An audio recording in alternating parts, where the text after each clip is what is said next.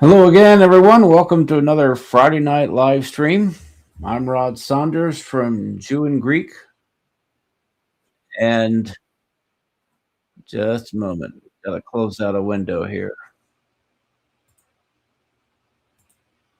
Okay, sorry about that. I was about half a minute late getting here.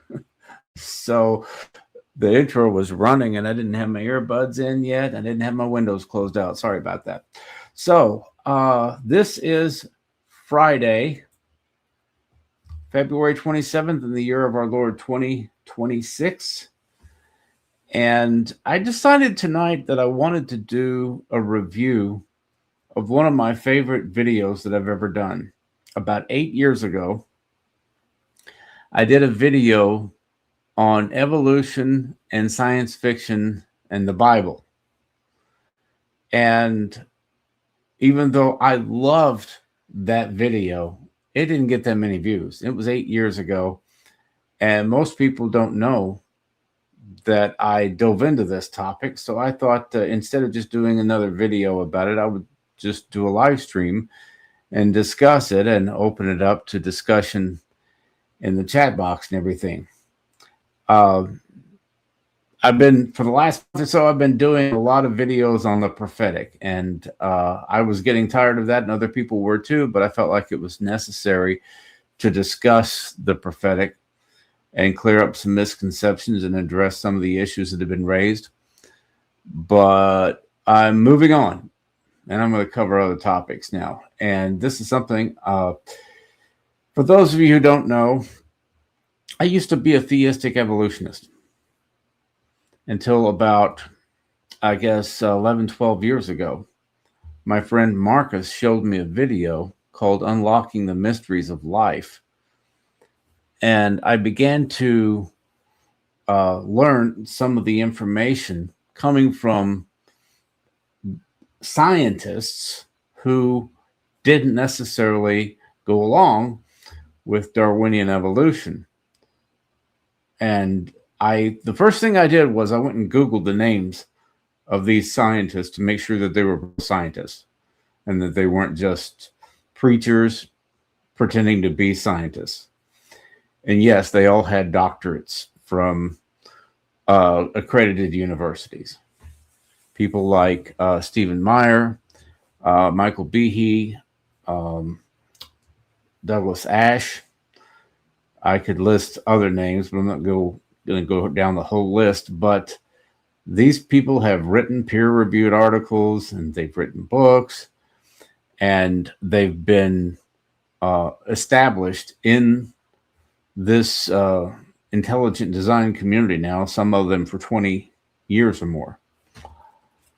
And so anyway, I watched Unlocking the Mysteries of Life, and then I Googled the guys to make sure they were real scientists, and then I started following up on the information that they'd covered. Stephen Meyer said that DNA is like genetic programming. Well, I worked in the computer field for years. I studied programming at one point.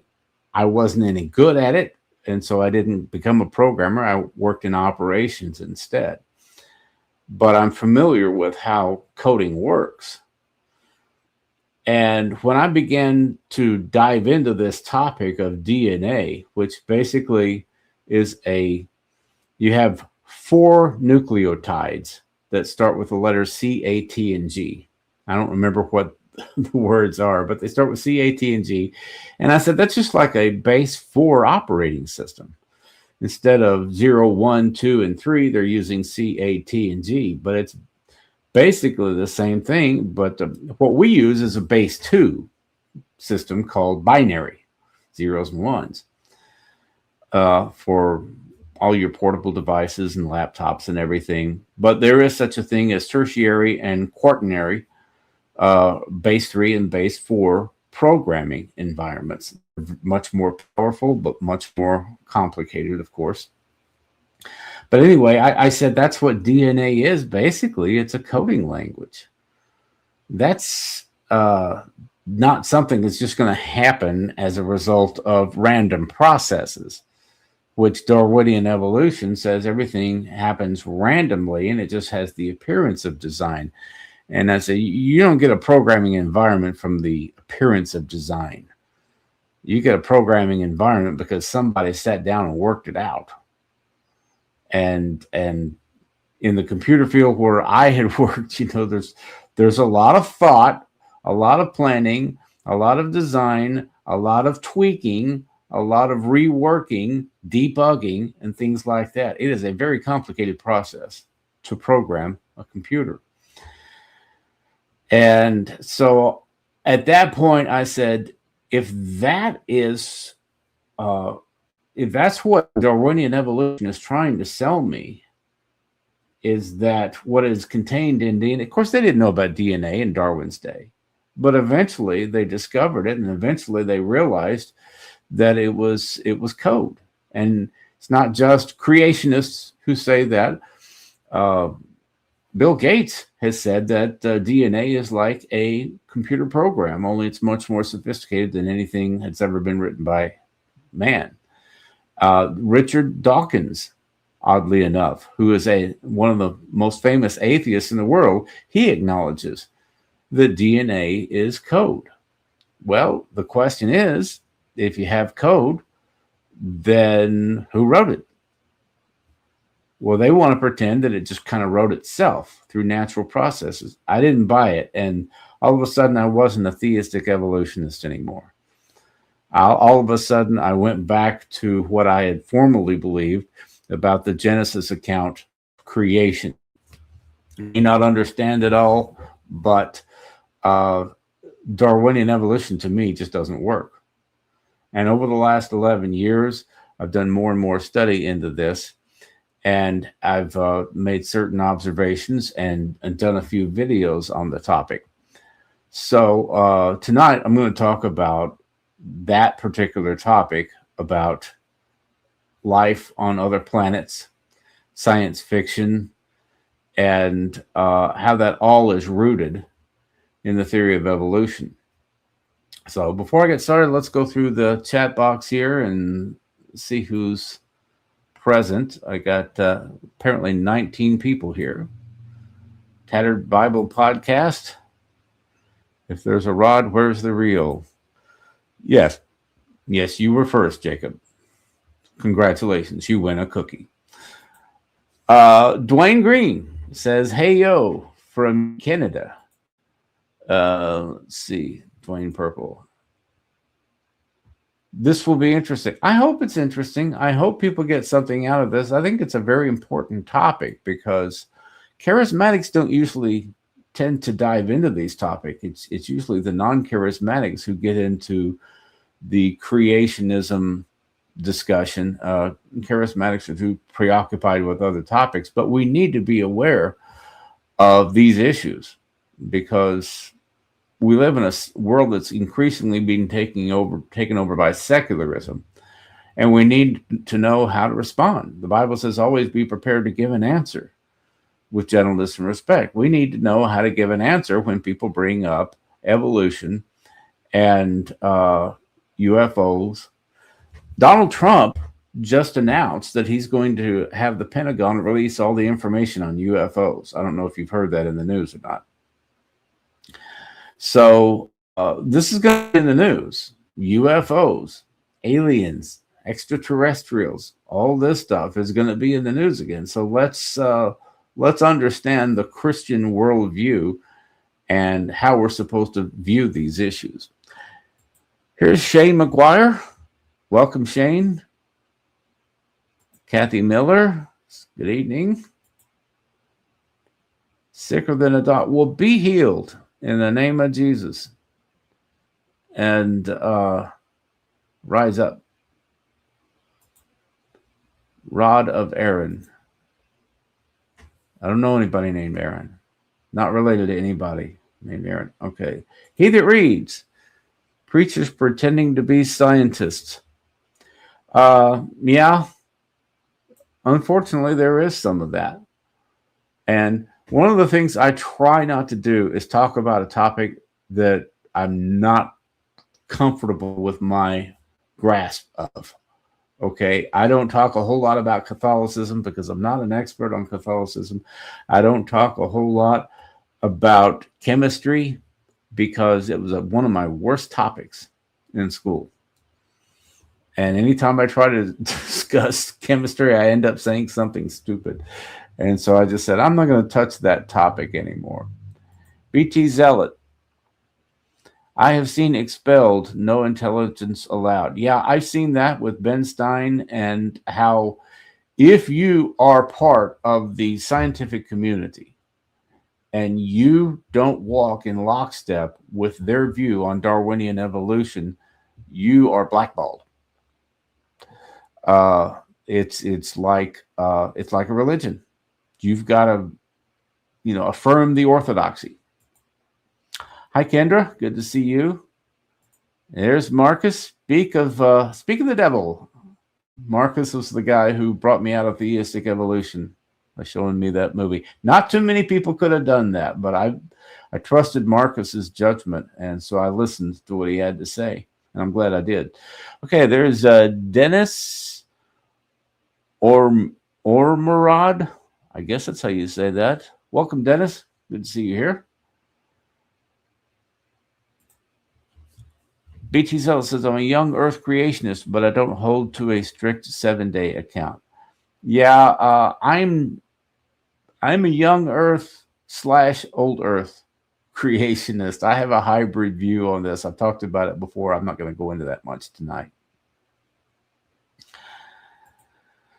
I believe the multiverse storylines you see in a lot of comic books and fantasy movies are also rooted in philosophies that were meant to challenge theism. That's a good point, because when the scientific community was finally confronted with all this information about the overwhelming odds against life, they had to come up with another theory. And rather than say, well, maybe creationism isn't such a dumb idea after all, instead of saying that, they said, well, maybe there's an infinite number of universes and we just happen to live in the universe where we beat the odds. Essentially, that's the multiverse theory. The multiverse theory is not science because it can't be observed. It can't be tested. It's basically... they've gone in the world of, they've gone from physics to metaphysics. Okay, they've gone from scientific observation to speculation, and they still want to call it science. And there's Vern. Greetings, Vern. Good to see you. Okay, so let's get started here. I got plenty of notes, and I found out, I'm still learning how to use this software, but I found out I can put all my notes in the software to where I can look at my screen, look at the camera, and I don't have to jump back and forth and everything. So it's good to get familiar enough with your software to where you can start doing this whole live streaming thing on a more professional level. Before I get any further into the discussion, I'm going to start doing this every week. I'm going to start announcing the value of the Iraqi dinar. It's holding steady at 0.00076. Hasn't moved for 5 years. So for all you people out there who own dinar and you think it's going to RV and it's going to go from less than a tenth of a penny to $1, $2, $3 overnight, you ought to sell your dinar and put your money into something where it has a chance to grow, because the dinar is never going to be worth a penny. And I'm just going to keep saying that every week. I just checked the value before I got started here tonight, 0.00076. If it was 0.001, that would be a tenth of a penny. Okay. But it's not even 0.001. It's 0.00076. So that's your weekly dinar report. Back in 2000, A&E, which they used to call it the Arts and Entertainment Channel.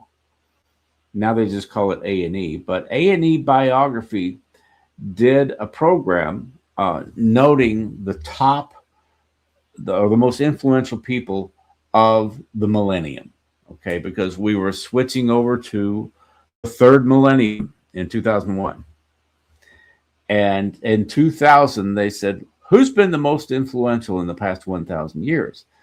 And they said that the most influential person in the last 1,000 years was Gutenberg, who invented the Gutenberg press, which began printing.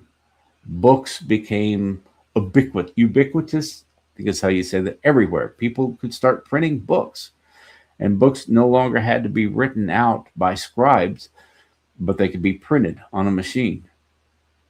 And of course, Martin Luther translated the Bible into German and had them printed out and handed out to people in Germany. And it had a strong impact on the German people and the German culture. For one thing, it helped everybody get on the same page as far as the German language. The Luther Bible, translated in German, united all the Germans in speaking German, because they had all these different dialects, but they all started speaking a similar kind of German. Interesting. Anyway, the number two most influential person of the last 1,000 years, they said, was Sir Isaac Newton. I can see that because of his calculus and understanding the movement of the stars, his views on gravity and everything, which eventually were overturned by Einstein's view on gravity. Number three was Martin Luther, who led the Protestant Reformation. I can see that. That made a huge impact on Western culture, Western civilization. And number four was Charles Darwin. Darwin was considered the fourth most influential person of the last 1,000 years. And that influence is part of what we're going to be talking about tonight. I just went back to look at the comments. I see Tattered Bible Podcast says, I can't believe a Bible guy didn't get the Aaron reference. I got it. I'm sorry. I just, you try live streaming sometime. You got to do a lot of multitasking. Okay. So if I don't laugh at all your jokes, I'm sorry, but sometimes I got a lot of things to juggle. So anyway, back to the notes. Prior to Charles Darwin, life was seen as miraculous. People saw life as sacred and miraculous, the product of a omnipotent, omniscient God. And they began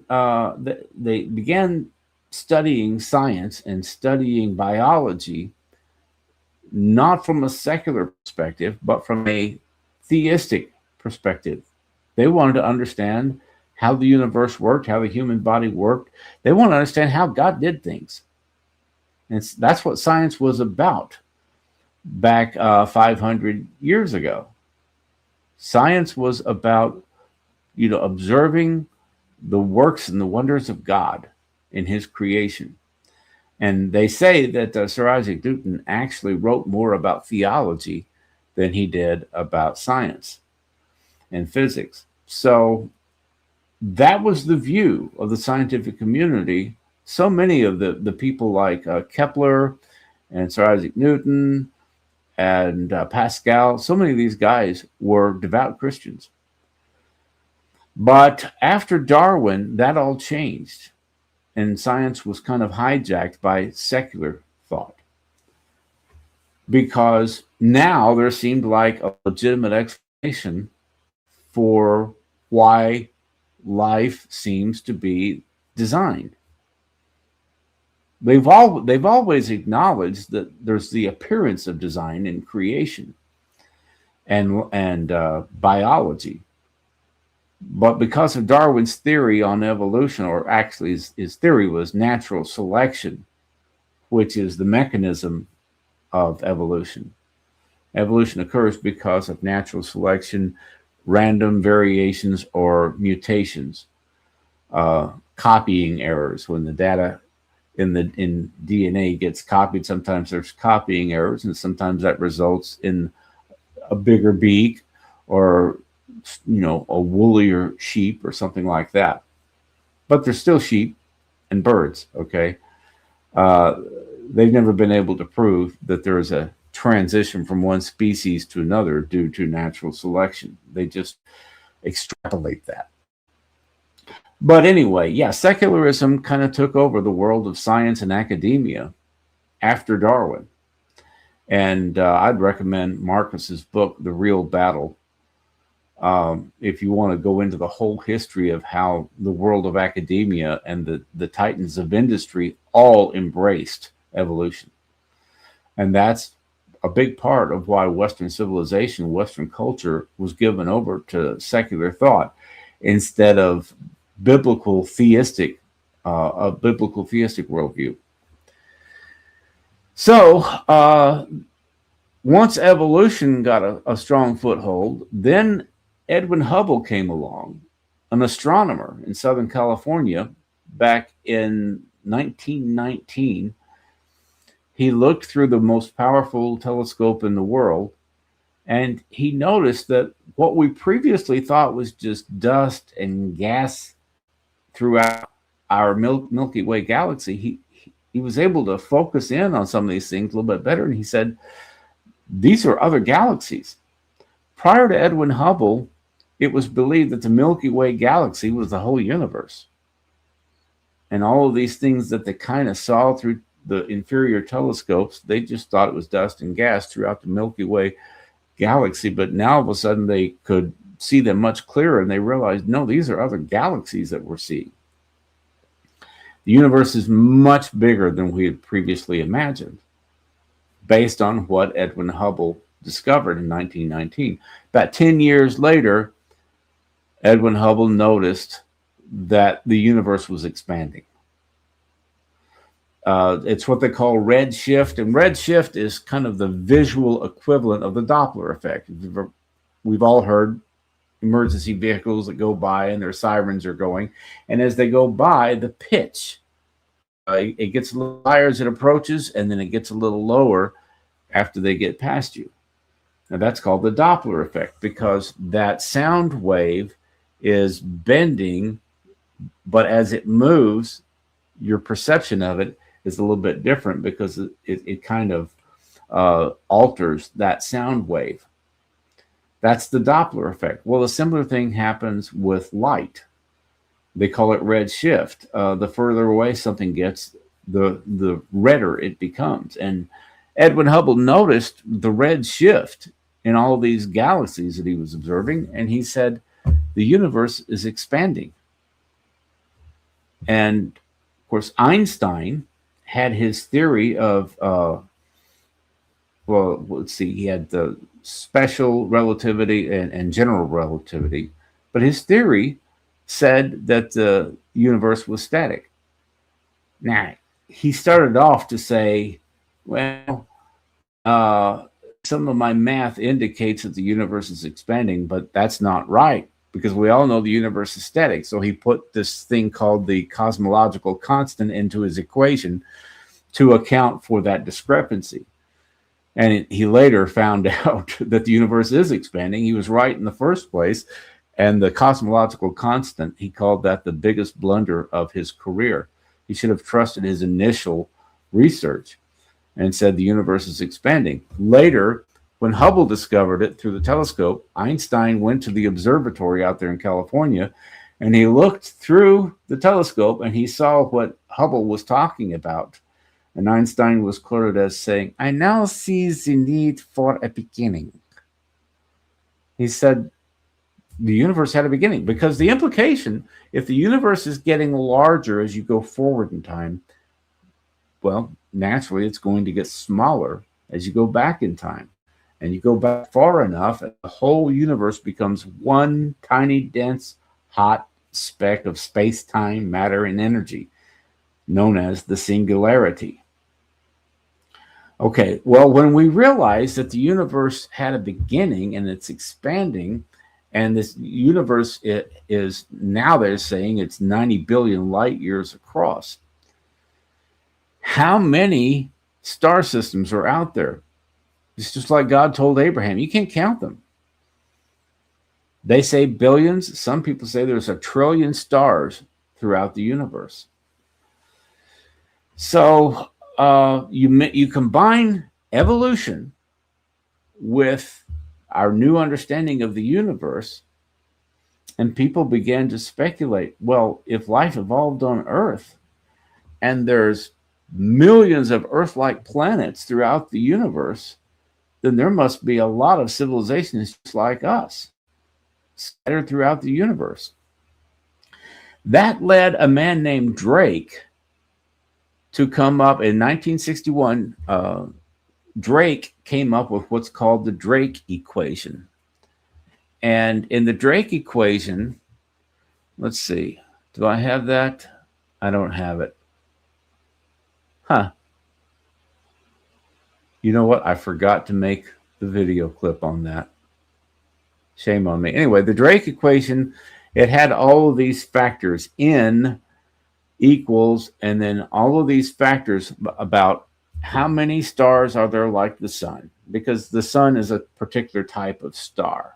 So how many stars are there in our galaxy? There's no point in going outside of our galaxy, because the nearest galaxy to us is the Andromeda galaxy, 2.5 million light years from our galaxy.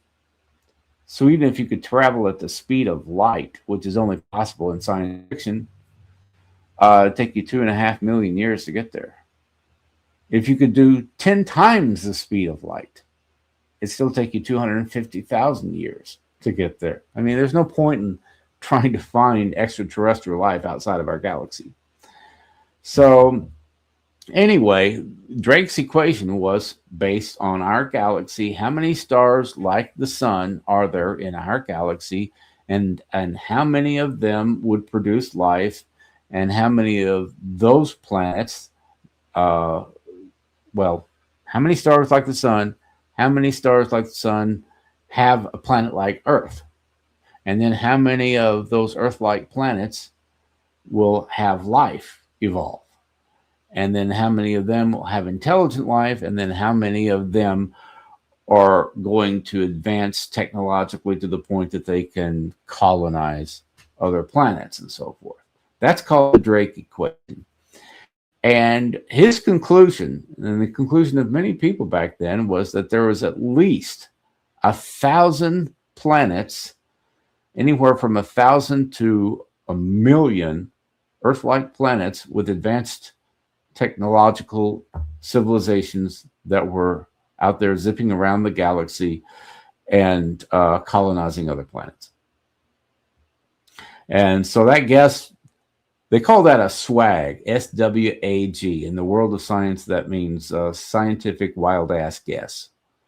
You know, they're just basically pulling numbers out of their hind parts. But that was the estimate. There's somewhere between 1,000 and 1,000,000 or so Earth-like planets with advanced technology, and they're, you know, Ferengis, Vulcans, Romulans, and I can't remember the dwarfs. Whatever. There's all kinds of guys out there from other planets and other star systems that are flying around in these Star Trek Enterprise type vessels. Anyway, so that was Drake's equation, 1961. And Carl Sagan comes along, and Carl Sagan says, well, we got to start looking for all of these advanced civilizations. So they put these satellite dishes up everywhere. That's back around 1970. They put these satellite dishes up. They called it the Search for Extraterrestrial Intelligence, SETI, S-E-T-I. And SETI, for the last 55 years, has been sending messages out and listening for ET, trying to find extraterrestrial life, and they got nothing, absolutely nothing. But meanwhile, all the speculation got people fascinated, and you had the TV show back in the 60s. We had a show called Lost in Space, and then we had Star Trek. And eventually the Star Trek movies. And in the 70s, we had Star Wars, and then we had Battlestar Galactica, and then the Next Generation. And now we've got the Orville with, I can't remember, can't remember the guy's name. Anyway, since they were looking for life and not finding anything, this guy named Enrique Fermi, he was a physicist, he came out with what he called the Fermi paradox. And he said, certainly, if there are as many Earth-like planets throughout the galaxy as we've been told, with advanced intelligent civilizations, some of them, a certain percentage of them, should be older. Their planet should be older than the Earth. And so they should have advanced and started colonizing planets a million years ago, right? Something like that, at least thousands of years ago. They should be way ahead of us. And they should be sending out signals. We should have received those signals. Why haven't we detected anything? And they wrapped up the Fermi paradox in this one line. Where is everybody? If there's as much intelligent life in the galaxy as we seem to believe from Drake's equation and from evolution and the size of the galaxy, we should have heard something. But we haven't. We haven't heard anything. We haven't detected any extraterrestrial life. So that became known as the Fermi paradox. And the problem is, in my opinion, Drake's equation was based on the theory of evolution. Life evolved on Earth, so Earth-like planets. The view back then was that you only need two things for life. You need a star like our sun, because some stars are much bigger, they're much redder, some are smaller, but our sun has the right kind of light and it's the right size and everything to support life. So you need a star like our sun, and then you need a planet like Earth the right distance from that star. Okay, because it has to be the right distance, because H2O can, as we all know, it can either be a solid as ice, or a liquid as water, or a vapor as steam. And you need water to sustain life. So the planet has to be the right distance so that you can have water as a liquid. But they thought that was all you needed. A star like the sun, a planet like Earth, the right distance from that star, so you can have water. And life is just inevitable. But since then, we've discovered a lot more things that are necessary to sustain life. Dr. Hugh Ross has a list of 154 different requirements. One is you got to have a moon like about the size of our moon is much larger than most moons in our solar system. Even with larger planets, they have smaller moons most of the time. But our moon is big enough to move the water around. So we have the tide go in, the tide goes out. The water keeps moving so that it doesn't become stagnant and so that it can sustain sea life. That's one of the things that you have to have. But there's, like I said, he compiled a list of 154 things that you need to have. And I've got the link in the description to Dr. Hugh Ross's site.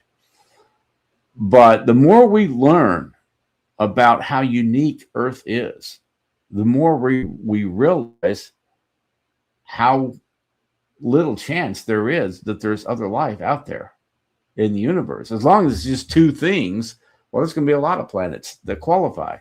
But now there's 154 things that you have to have. The odds keep going down to where, no, there's probably not 1 million Earth-like planets or 1,000 Earth-like planets in the galaxy that are colonizing other planets. As a matter of fact, now we're starting to ask not where is everybody, but how did we beat the odds? How did we overcome the odds against life happening? The odds against a single protein forming by random chance is, let's see, I got it in my notes here. Estimates for a functional 150 amino acid protein forming by chance range from 1 in 10 to the 27th and 1 in 10 to the 164th. So 10 to the 27th, that's 10 followed by 27 zeros. Now, those odds, no pun intended, are astronomical. For life to begin, you have to have proteins, and the proteins forming by random chance, not very likely. And then the fine-tuning of the universe, they've discovered, I guess in the last 25 years, maybe the last 30 years, maybe it was back in the 90s, they discovered the fine-tuning of the universe. But the force of gravity, if it was off by 1 part in the power of 10 to 37, if gravity had been a little bit stronger, just that much, 1 in 10 to the 37 stronger, then the universe would have collapsed back in on itself. And if it had been that much weaker, the universe would have expanded too fast for galaxies to form. That's how fine-tuned the universe is. We're not talking about 1 in a million, 1 in a billion, 1 in a trillion. We're talking about a number, I don't even know the name of it.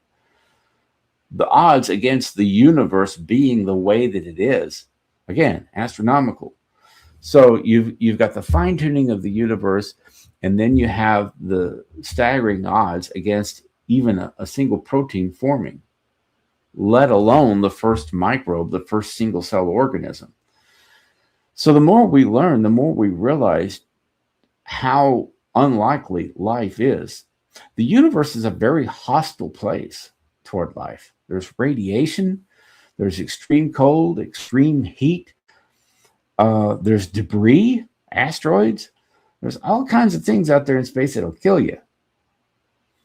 And we just kind of overlook that when we watch these TV shows like Star Trek and Star Wars. You know, well, what about the debris in space? Well, we've got deflector shields. Well, how's that work? Well, you don't have to explain that. We got deflector shields, you know, move on. Tractor beams. They've got all of these inventions that they don't have to explain. Anti-gravity, okay? I remember the original Star Trek series. They used some anti-gravs to take Nomad, this machine that thought Kirk was his daddy. They had to get Nomad off the ship, so they got some anti-gravs. And how does an anti-grav work? How do you overcome gravity? How do you build a device that overcomes gravity? They didn't have to explain it. It's just, well, you know, it's hundreds of years in the future. They figured it out, right? But we don't know how deflector shields would work. We don't know how anti-gravs would work. We don't know how we're going to overcome all this radiation from space. Matter of fact, the mission to the moon, this is one of the reasons a lot of people don't believe we went to the moon, because there's something called the Van Allen radiation belt that will kill you. It's very near to the Earth, and you have to get through the Van Allen radiation belt to fly to the moon. And they had to overcome that. The way they figured it out is, well, if you go fast enough through the Van Allen radiation belt, then the radiation is not going to hurt you. Not only will it not kill you, but it you know, your body can absorb a certain amount of radiation, but you're not going to be exposed that much if you're going fast enough. So that's the reason they built those ships to where they could go 20,000 miles an hour. It's not because we were in a hurry to get there. It's we were in a hurry to get through the Van Allen radiation belt without killing the astronauts. And they had to orbit the Earth a time or two to go up through the North Pole, where the Van Allen radiation was the weakest, before they headed off to the moon. But yeah, there's deadly radiation out there in space, not just the Van Allen radiation belt, but all over the place. There's radiation that will cook you. So all of these things had to be taken into consideration And finally, scientists are no longer talking about where is everybody. They're saying, well, we got to come up with another explanation for how we overcame the staggering odds. Now they got the multiverse theory. Okay, we just happen to live in the universe that can sustain life. We got lucky. We won the cosmic lottery. There's an infinite number of universes. Well, how do you know it? Well, you have to. That has to be the case, because if not, then our theory doesn't work. How are you going to test it? How are you going to observe it? Well, you can't. You can't prove that there are other universes, because they're not going to be detectable. The laws of physics are going to be different and everything. So it's just, like I said, it's just going from physics to metaphysics. They're just speculating. Anything but God is basically what they hold to now. The multiverse is the best explanation. And the theory on where the universe came from, you got the singularity. Everything started with that tiny, dense, hot speck of space-time, matter, and energy. What caused that to start expanding? We don't know. Where did the singularity come from? Well, we don't know. But we think it's quantum fluctuation. That's what they say now. Quantum fluctuation. Every once in a while, there's this fluctuation in quantum physics that spits out a universe. And a lot of people listen to that and they say, you're just kind of making stuff up, aren't you? So the view is, you either need a miracle from a supreme being, or you need a miracle from the world of science that you can't explain, but it had to happen. Quantum fluctuation, that's their savior now.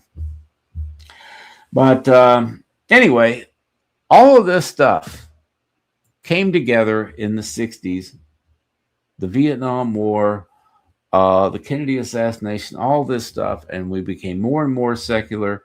And all of a sudden, there was this fascination with, maybe life on Earth is going to be eradicated. Maybe we're going to blow the planet up because of nuclear proliferation. And, if we kill all life on this planet, we got to have some way of surviving as a species. And, or what if aliens come here and attack us? So all this crazy theology or philosophy, worldview, whatever, it all came about because of evolution and our discoveries about how big the universe is.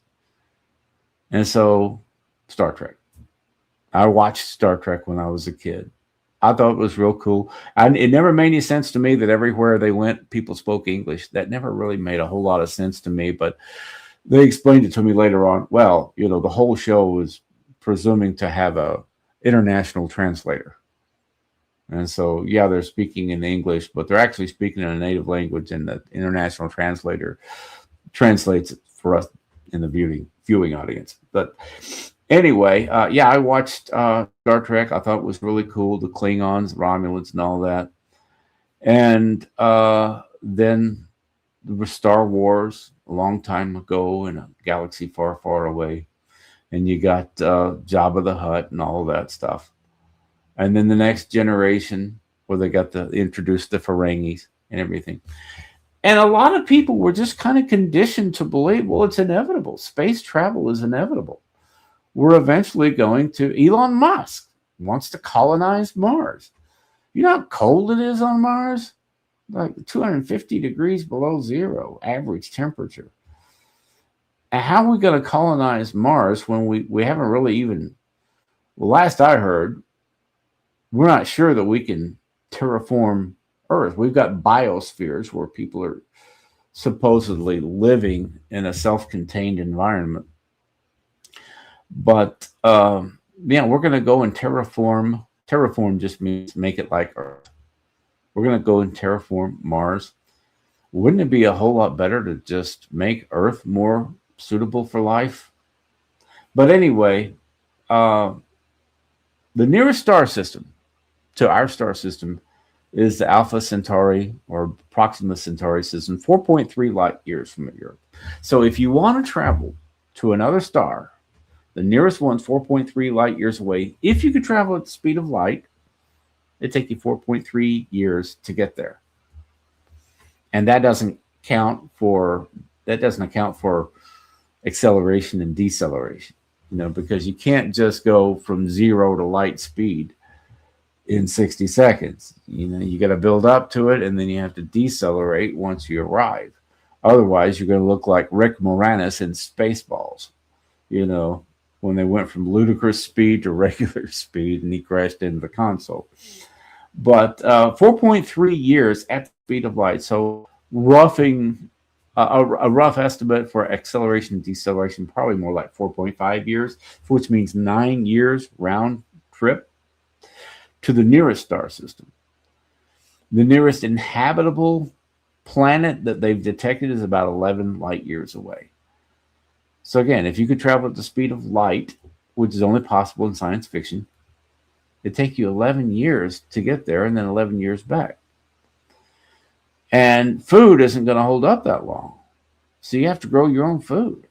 You got to create a vessel where you can grow food to sustain the people on the vessel for decades. And you can't build it on Earth and launch it. A vessel like that, you'd have to build in space. So all of these things, people don't take it into consideration. And then there's the matter of who's going to pay for this. Who's going to pay to build this vessel in space that you can launch into interstellar space, where people can grow their own food and recycle their water and everything. And they've got to be able to withstand the debris and the radiation and everything. It's just not doable. And I've been saying for years, we're never going to send a manned vessel outside of the solar system. It's just not going to happen. Will we eventually put a man on Mars? Probably. But colonize Mars? I doubt it. I doubt we never colonized the moon. So I think a lot of the assumptions that we've had in the past, because we watched science fiction and we were all excited about evolution, we just assumed all this stuff was inevitable, and it's not. The Bible says that God created the earth to be inhabited. The implication to me is that the earth is unique. There's no planet like the earth that is suitable for life. God created the earth for life. Now, is it possible? The Bible doesn't say there's absolutely no way that there's life anywhere else in the universe. It doesn't come right out and say that, but it does imply that the earth is unique. That God created earth for man to be inhabited. And you got this delicate balance of nature. You got this the magnetic shield that protects us from the sun's rays. Otherwise, we'd all be cooked by the sun. But the magnetic shield protects us. I mean, eventually it takes a toll on every one of us. The radiation that we get from the sun, that's part of the aging process. That's one of the reasons we get old and die, is because even with a magnetic shield protecting us, a certain amount of that radiation takes a toll on our bodies over a period of time. And I believe that that's a result of the curse. I believe the curse brought about a breakdown somewhat in that magnetic shield. But anyway, space is hostile toward life. And all the speculation about Vulcans and Romulans and Ferengis and everything, I'm here to tell you our entire childhood was a lie. All the science fiction stuff with a whole lot of fiction, a whole lot more fiction than science, it's all rooted in the theory of evolution. If life evolved here, it had to have evolved throughout the galaxy. Let's go find it. Let's go find ET. And 55 years of SETI has produced nothing. I don't think there's anybody out there, guys. I think God is out there, and God is here. And instead of searching for ET, I think we need to seek God. That's basically what I had to say. If you want to make any comments on what I've said so far, I've been looking at this for a few years. I'd love to discuss this with any of you. Let's go back to the comments here.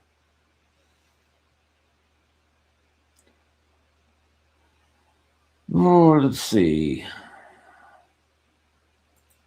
The dinar report. Yeah, I'm going to incorporate that. I mean, it's just a 1 minute commentary every week, just in case I catch somebody who is hoping for a revaluation. But I'm not gonna do a whole video on the dinar anytime soon. I might again, but let's see. He that reads, I believe them. Ah, okay, I've already read that. Sorry. A lot of things are more spiritual than we think. Yeah, I believe that a lot of what people have reported about UFOs and extraterrestrials, I believe it's demonic. I did a video one time on the vanishing star. I was looking at a star on a clear night, and the star disappeared. And I happened to be sitting there with a Scientologist, and he told me it was the Markavians, and they realized that we'd spotted them, and they turned their lights off. Now that sounds crazy, but that light disappeared.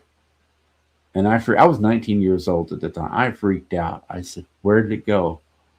And they had said, "Oh, they didn't go anywhere. They just turned their lights off." And that'll mess with you. I saw a vanishing star, but I've never seen what I would consider a UFO. Dwayne says, "What software are you using?" StreamYard, and I'm still learning StreamYard.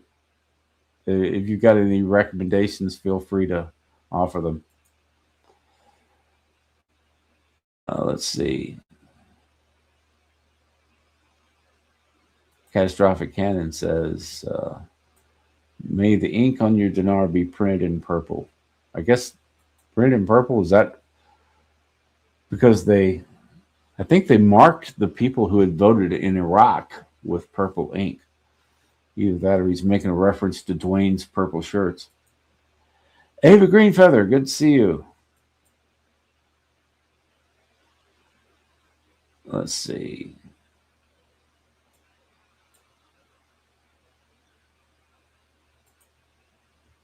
I think I may be in the lower organism stage, yet to evolve into a real boy. We're all evolving, aren't we? We're all going from grace to grace. And the Apostle Paul said, "When I was a child, I thought and spoke as a child, but when I became a man, I put away childish things." So hopefully we're all evolving. We're all becoming something different. But that doesn't mean that we're becoming a different species. Let's see. BT Zealot, they were looking for a theory. Secularists were going to jump on the first thing that came along. The more we discover about the complexity of the human cell, and I'm going to do a video on this one time because it's amazing. You go down what they call nanotechnology. They're able to show you what goes on inside of a cell, and it is fascinating. You got these guys that carry stuff. They look like workers. They look like they don't look human in appearance, but they've got legs, and they carry stuff inside the cell. It's just mind blowing when you see this stuff. It reminds me of the old posters, "Keep on Trucking." But yeah, these guys carry different components, different, I don't know, nutritional things, or biology and chemistry were not my strong point, so I shouldn't even be commenting on this. But it is fascinating when you look inside the cell and you see everything that's going on. It is like a super sophisticated manufacturing and information processing environment. And that happened by random chance. You got strands of DNA being torn apart and copied. Who set that up? Anyway, yeah, the more we find out about this stuff, the more people say, I don't think Darwinian evolution does that. I don't think that Darwinian evolution explains all that. How do you get molecular machines, for example? how do you get these little machines? Like they have a outboard motor on them, and they just zip around in the cell. That's engineering. An outboard motor, that's engineering. How do you get these little molecular machines to zip around like that and turn on a dime? It's fascinating. So the more people learn about this, the less they buy evolution. Natural processes and random chance, I don't think it accounts for all of this. Marcus is talking about guitars, so we'll skip that. And let's see. BT Zilla says, if we went to the moon. I'm about 99% sure that we did, but it does make you wonder sometimes, how did we get through the Van Allen radiation belt? But that's their explanation, is that we found out we were able to build ships that could go fast enough to get the astronauts through without being hurt. Day, Rod and all, I really enjoy Elon and love what he's doing, but I do think it will never work and it's a big waste, but it's still super cool anyway. Well, the thing is, in trying to build ships to transport people back and forth to Mars, even if he never accomplishes that, even if we never put a man on Mars, they're making great advances in rocket technology. I mean, Elon Musk is impressive that he's been able to send a ship into space and bring it back and land it and reuse it.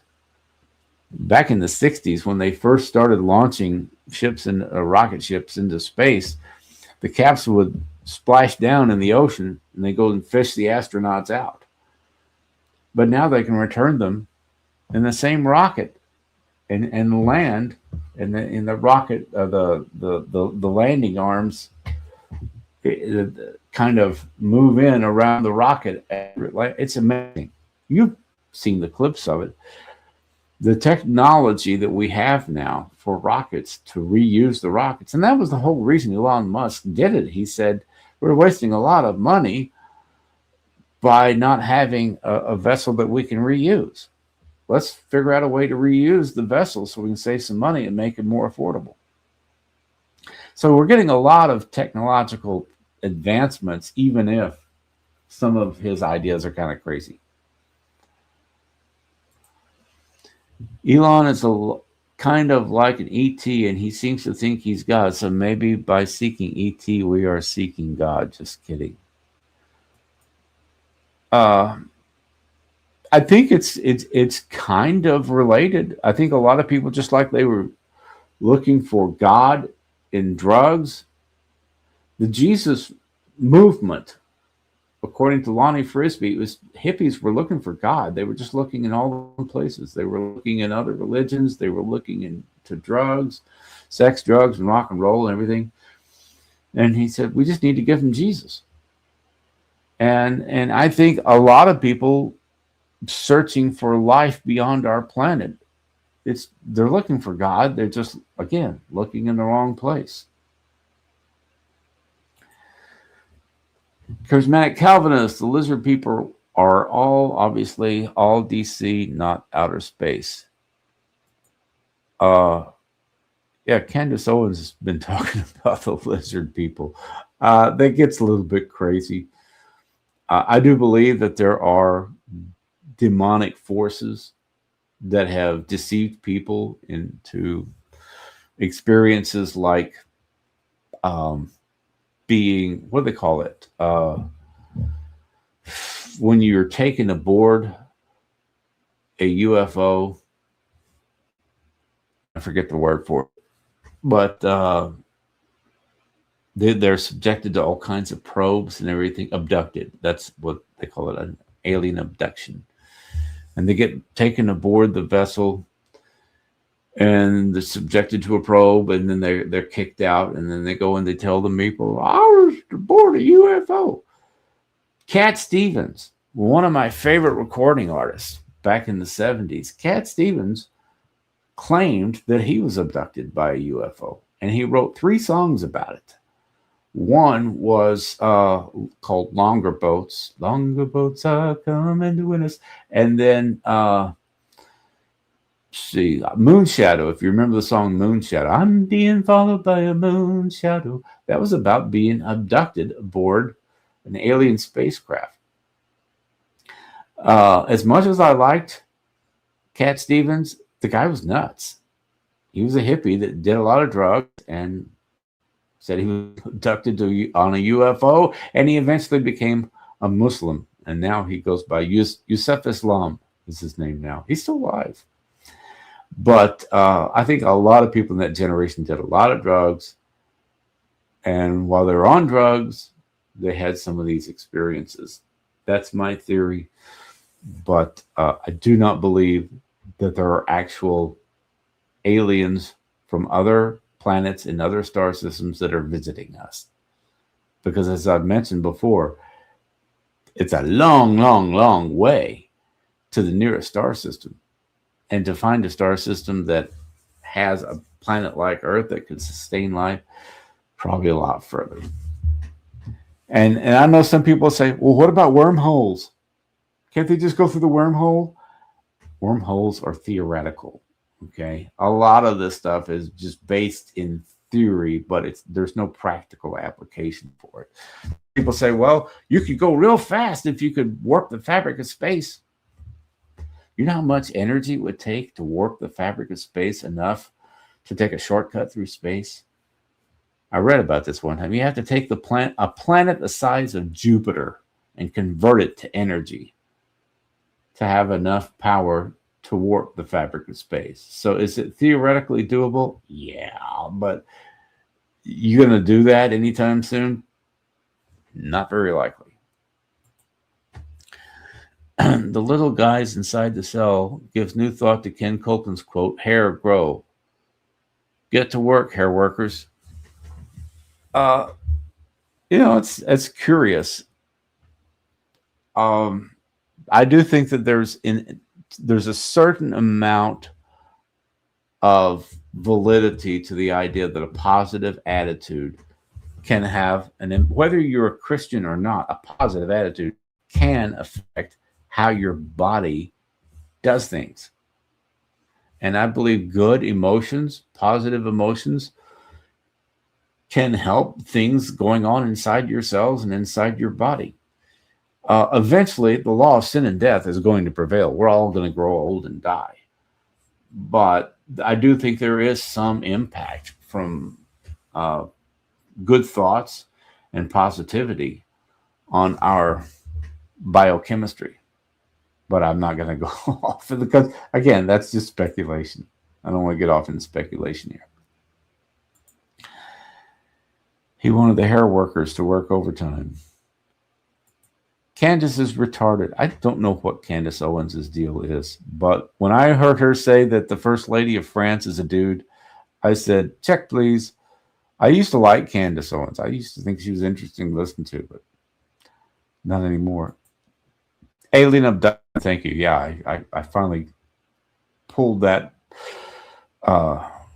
word out of my memory cells.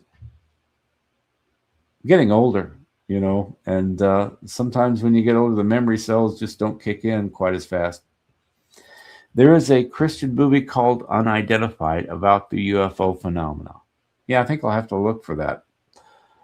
Unidentified. There's a lot of stuff out there. Pro UFO and pro Bible, and we live in an age where anybody can make a documentary, any kind of video on any topic now. You can find it. So that's got a good side and a bad side to it. On one hand, information is so much more easy to access, and on the other hand, misinformation is also a lot easier to access. So you have to be careful and don't be deceived. But the reason I want to go through all of this tonight is because, we've all got family members. Kids are going off to college. They're raised in church and they go off to college and they get bombarded with secularism and evolution and the assumption that, there's got to be a lot of inhabited planets Earth can't be the only planet with life. Well, yeah, actually it can be. And it's not just people of faith saying that. People in the scientific community are starting to look at the math and all the odds that you have to overcome. They're starting to realize, life is not inevitable. Life is rare. And even here on Earth, there's a lot of ways that nature will kill you. You don't have to go off into space and get hit by radiation and extreme temperatures and debris. You can get killed right here on Earth with hurricanes, tornadoes, earthquakes, blizzards, wildfires, droughts. There's all kinds of ways that Mother Nature can kill you right here on Earth. So the universe is just hostile toward life. Life is precious and it's rare. And I think it's an offense to God for us to view it otherwise. Life is sacred. It's a gift from God, and what we do with our lives is our gift to Him.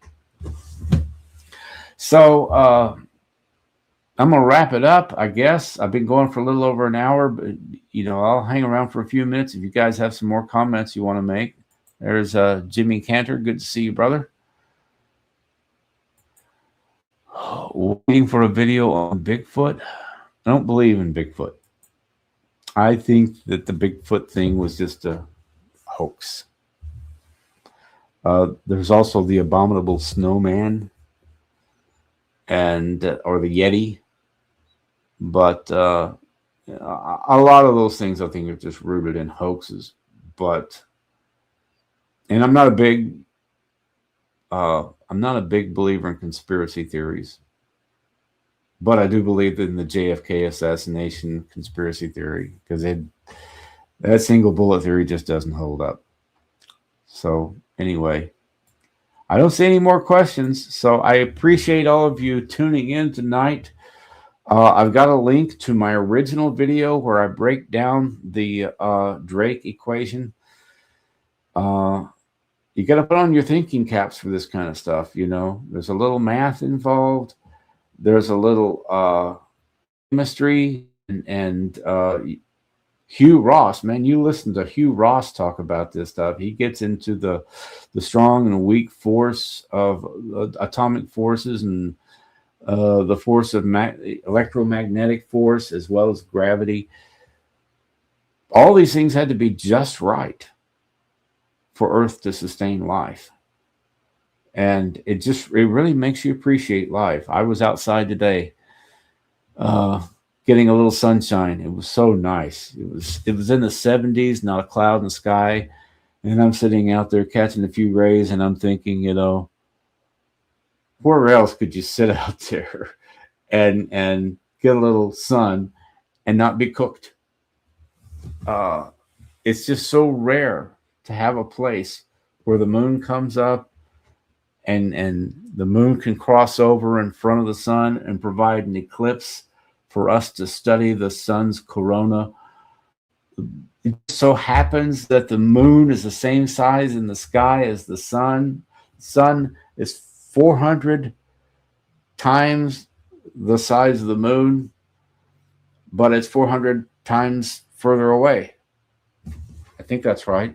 So they appear the same size in the sky. Who came up with that? If not God. There's no other planet that we know of where the moon and the sun appear the same size in the sky. There's been research done on this. So many things about the earth that are unique. And the heavens declare the wonders of God. And we need to view science and life as all a way of bringing glory to God. So I'll go ahead and wrap it up.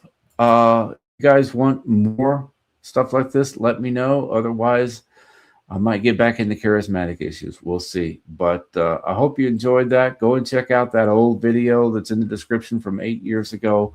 go to Hugh Ross's site and click on that. I got a link to the Fermi paradox also, if you want to go and check that out. So thanks for watching, everybody, and be blessed.